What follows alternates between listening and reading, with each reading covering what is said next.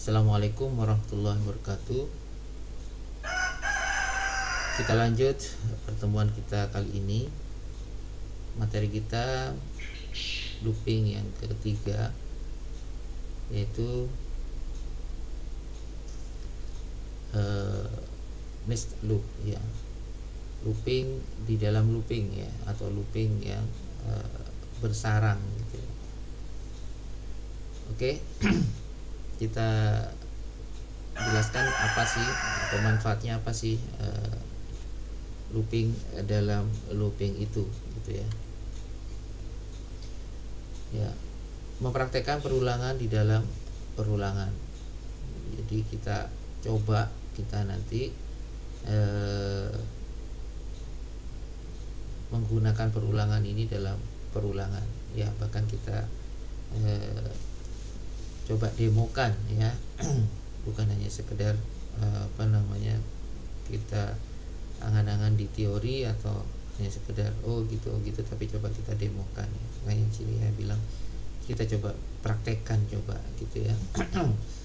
Oke, yang lanjut, memecahkan persoalan dengan perulangan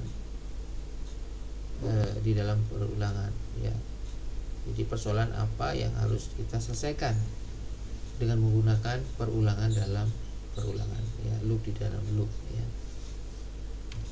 Oke, lanjut ya. Nah, kita bahasakan misalnya loop di dalam loop ini adalah M kali N ya, atau kita ganti boleh baris kali kolom ya. Jadi jika suatu loop terkandung loop yang lainnya, maka loop tersebut diulang M kali dan loop yang di dalamnya dilakukan N kali ya. Jadi dilakukan dulu yang loop yang di luar ya, baru di dalam diselesaikan sebanyak N nya itu. Setelah N tercapai, dia kembali lagi ke M untuk naik satu ya. Begitu M naik satu tadi, ke N lagi gitu ya, ke kolom lagi, yang dimulai dari 0 lagi, begitu seterusnya sampai tercapai N nya itu, atau kita bahasakan tadi kolomnya itu, maka dia naik lagi untuk pindah baris ya. Maka pernyataan yang berada di dalam next loop itu dia akan dilakukan sebanyak M kali N. Oke.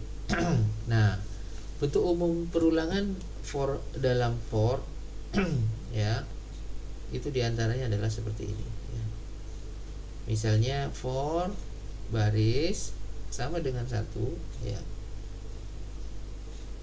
Ya, masih ingat ya konsep for yang tunggal yang kita sudah bahas sebelumnya ya. Harus ada batas awal, baris sama dengan satu itu ada batas awal, lalu ada yang kedua itu adalah baris maksimum sebagai batas akhir ya. Batas awal dan batas akhir ya. Di batas awalnya di sini adalah satu, batas akhirnya adalah max, berarti dari kecil ke besar. Kalau dari kecil dari kecil ke besar gitu ya, maka harus ada proses step untuk menuju ke besar itu. Nah, inilah menggunakan step penjumlahan. Jadi dia naik increment satu persatu. Oke, lanjut. Sekarang for yang kedua adalah kolom, mulai dari satu juga, dan dibatasi yang akhir itu adalah kolom maksimum yang kita tentukan berapa variabelnya nanti. Sama, karena kecil ke besar for-nya itu, maka harus ada step naik menuju ke batas atas itu ya. Oke, lanjut. Nah, karena di dalam pernyataan for itu ada dua pernyataan, maka dikasih kurung kurawal ya, hasil kali baris dan kolom ya. Jadi kita mau membuat misalnya contoh ini adalah hasil kali dari baris dan kolomnya. Jadi kalau barisnya 1, kolomnya 1, maka perkalian 1 kali 1. baris 1 kolom 2, maka perkalian 1 kali 2, begitu seterusnya. Nah, hasilnya, hasil kali atau hasil perkalian itu akan ditampilkan.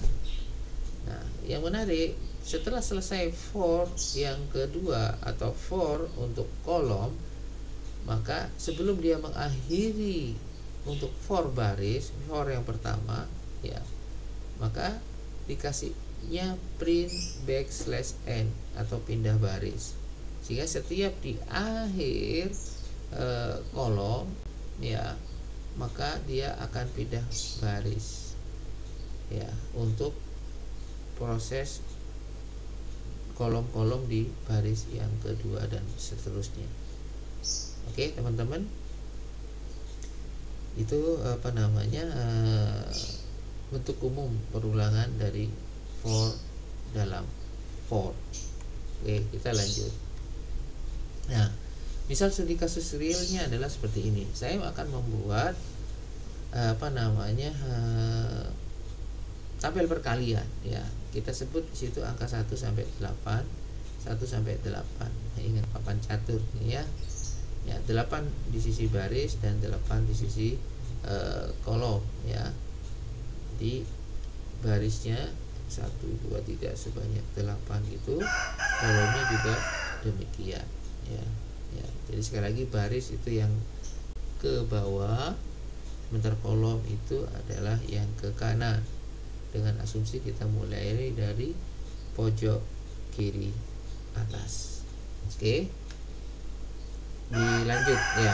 Oke, langsung ke sebelum dilanjut coba kita pastikan dulu, karena ini tabel perkalian, maka setiap kolom kali baris akan menghasilkan tabel perkalian seperti itu. 1 kali 1 1, terus kita main diagonalnya 2 kali 2 4, 3 kali 3 9, sampai 8 kali 8 4. Nah, kita buktikan nanti kita membuat ini apakah sesuai dengan tabel studi kasus tentang tabel perkalian ini.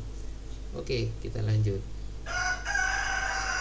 Nah, kalau tadi belum kita batasi ya, batas mak kolom, batas mak baris ya. Sekarang kita batasi ya, barisnya dimulai 1 dan diakhiri dengan 8. Ingat, ada lebih kecil sama dengan 8 itu menunjukkan bahwa maksimum adalah 8. Oke. Ya, terus barisnya naik counter up gitu ya, ke menuju ke 8. Begitu juga dengan kolomnya ya, sebagaimana dijelaskan di slide sebelumnya. Inilah adalah hasilnya ya, hasil dari tabel perkalian ya. Karena tabel perkalian adalah satu baris dengan lengkap dengan kolom-kolomnya, maka sebagaimana kita lihat hasilnya tadi, 1 kali 1 1 ya. Ya, 1 kali 2, begitu sampai selesai. Pindah baris sekarang ya. Bagaimana jika 2 baris yang kedua dikalikan 1, begitu seterusnya. Nah, kalau kita ingin lihat diagonal tadi, 1 kali 1 1, 2 kali 2 2, 3 kali 3 9, sampai terakhir 8 kali 8 itu adalah 4. Oke, teman-teman, mau coba kita mendemokan dengan program ya, yang dalam for ya, seperti ini ya. Jadi sekali lagi, program utamanya berada di baris yang ke-4 sampai yang ke-10 ya, baris ke-4 sampai dengan baris yang ke-10 ya. Kalau kita jalankan, kita running gitu ya, ya itulah hasilnya ya. Jadi baris 1 kali 1 gitu ya. Habis itu lanjut 1 kali 2. Jadi satu baris selesaikan ya. Barisnya tetap 1 dulu, lalu kolomnya ini naik. Habis 1 dia baris pertama, barisnya tetap tinggal kolomnya naik satu persatu sampai kolom yang ke-8.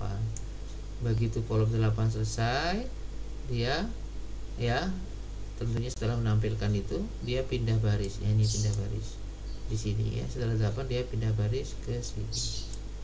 Nah sekarang ada proses penjumlahan X kan, dalam hal ini baris maksud saya, maka dia barisnya jadi 2. Sekarang begitu 2 ketemulah kolom satu lagi, 2 kali 1, 2 kali 2, 2 kali 3, begitu seterusnya sampai X-nya barisnya ditambah lagi, itu baris yang ke 8. 8 masih memenuhi, maka dilakukanlah 8 kali 1, 8 kali 2 sampai 8 kali 8.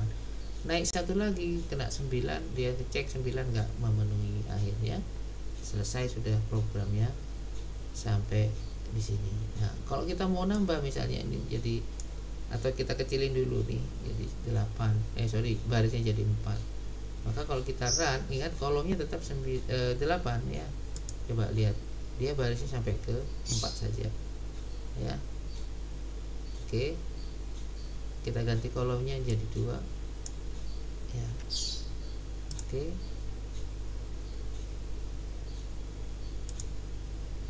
ya itu dia ya, barisnya 4 kolomnya 2 ya. Sudah dimengerti ya konsep dari for di dalam for ya. Nanti begitu kita belajar array akan ada namanya proses penjumlahan perkalian di dalam matrik misalnya. Jadi kita punya matrik A, matrik B menghasilkan matrik C. Matrik C adalah proses penjumlahan dari matrik A dan matrik B. Itu biasanya kita menggunakan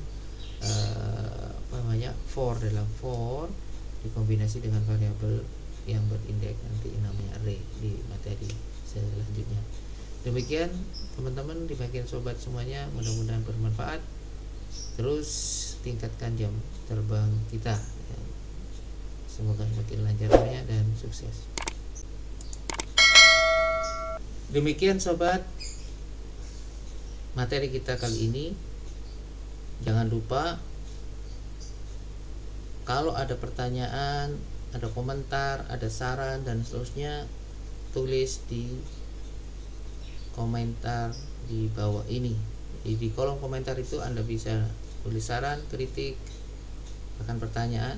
Siapa tahu kita bisa diskusikan lebih jauh tentang materi yang kita pelajari hari ini. Mudah-mudahan bermanfaat. Tidak lupa jaga kesehatan, istirahat yang cukup, dan tentunya senantiasa berbakti untuk nusa dan bangsa. Wassalam.